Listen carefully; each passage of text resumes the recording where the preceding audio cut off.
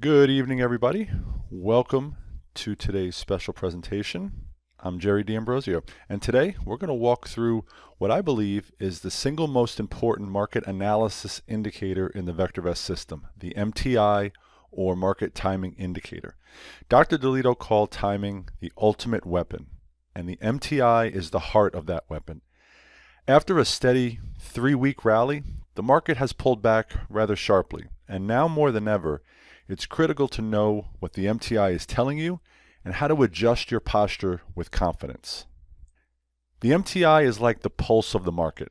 It blends the price of the VectorVest composite, the RT of the VVC, which measures momentum, and the buy to sell ratio, which is the market's breadth. It combines these trends into one single indicator. The MTI is on a 0 to 2 scale. Below 0.6 means the market is deeply oversold, ideal for bottom fishing. Above 1.5, it's overbought. And the sweet spot is between 1 and 1.5.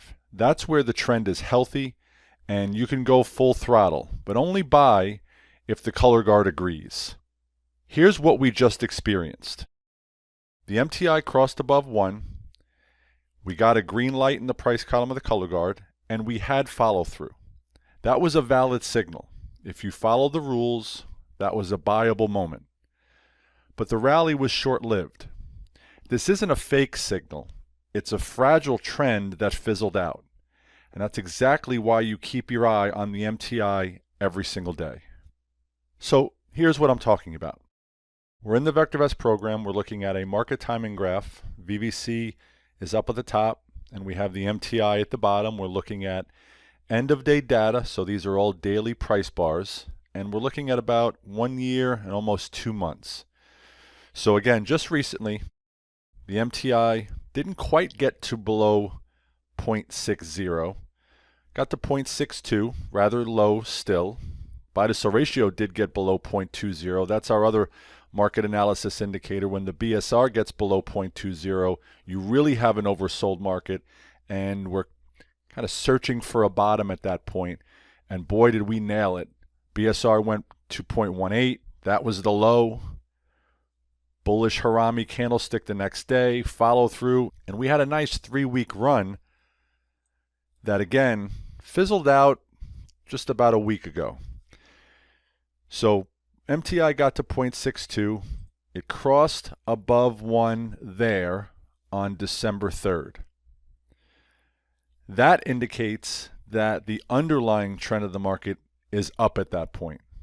We started to make some higher highs, rallied sharply off of the lows, and we were also getting green lights in the price column of the color guard. In fact, the day that the MTI crossed above 1, we had a green light in the price column of the color guard, giving you a buy signal.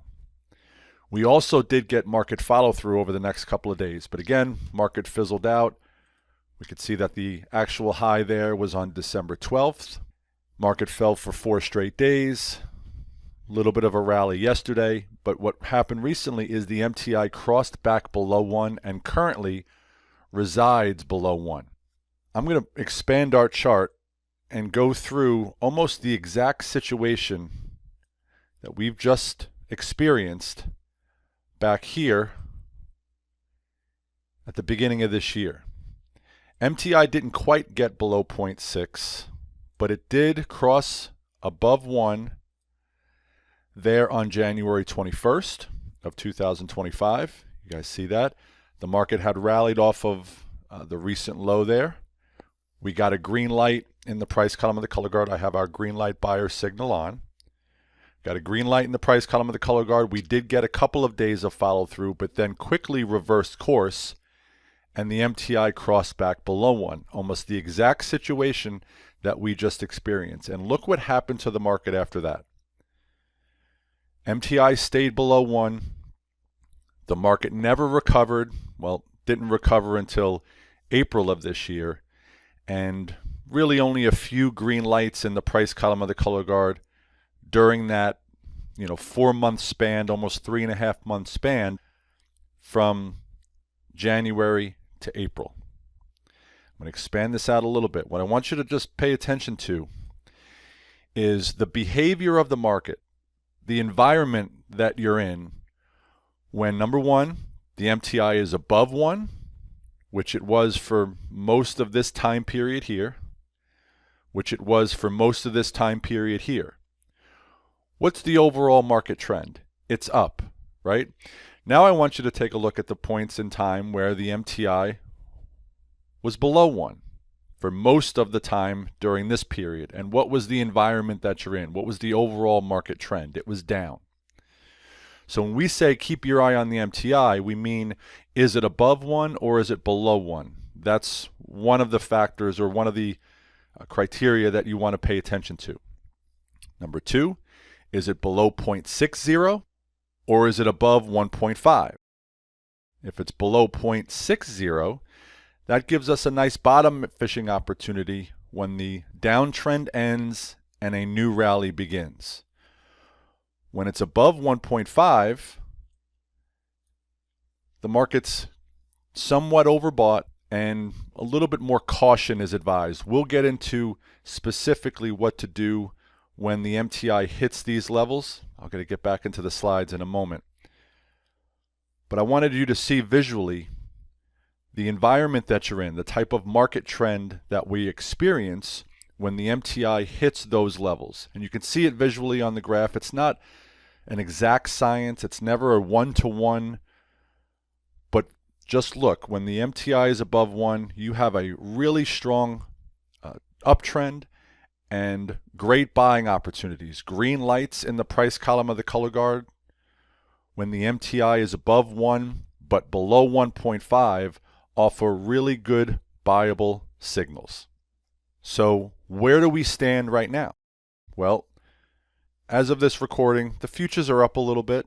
We had a nice rally yesterday, December 18th. We are heading into, of course, the end of the year. Will we or will we not see a strong Santa Claus rally to close the year? That remains to be seen. But as of right now, the MTI is currently below 1. I go to the home page quick. We're starting to see the transition, right? So the MTI just crossed from above 1 to below 1. The primary wave turned down. We're still in a confirmed down situation. All of these point to being cautious, keeping your powder dry, less exposure to long positions.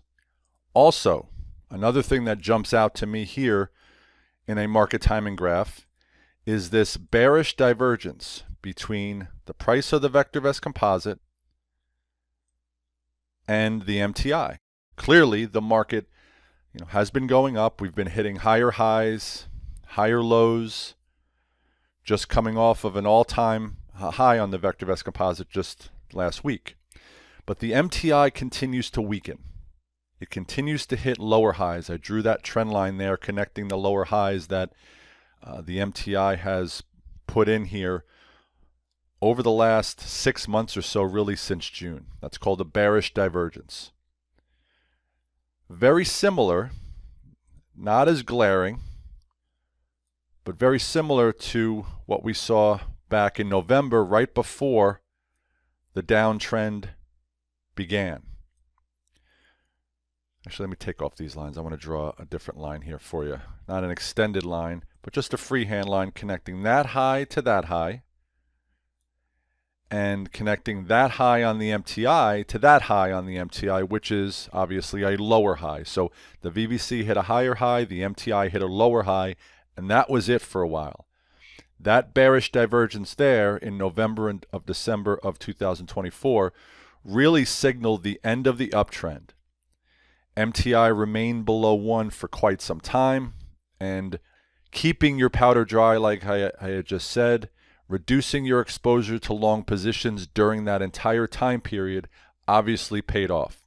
We hit the low in April, the market blasted off, and that was a great buying opportunity. MTI crossed above 1, and we've been running ever since. So these are the must-follow rules from our Successful Investor course that you all have access to in the VectorVest University. I believe they come from modules 2 and number 5. So we wait for a green light in the price column of the color guard, and make sure the MTI is below 1.5.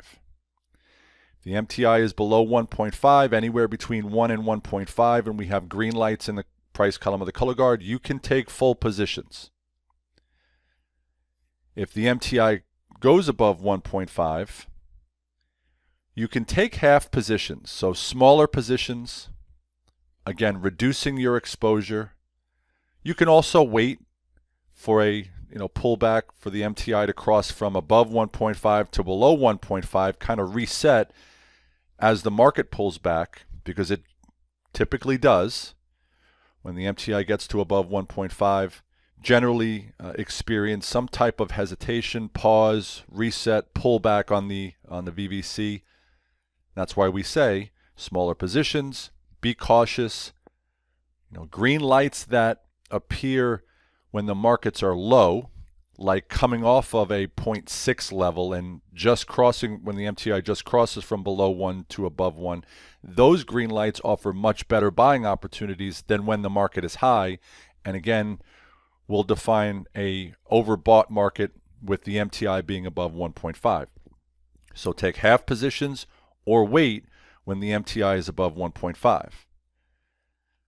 If the MTI is falling, crossing from above 1 to below 1, stop buying. And if you don't see green lights in the price column of the color guard, you wait, period.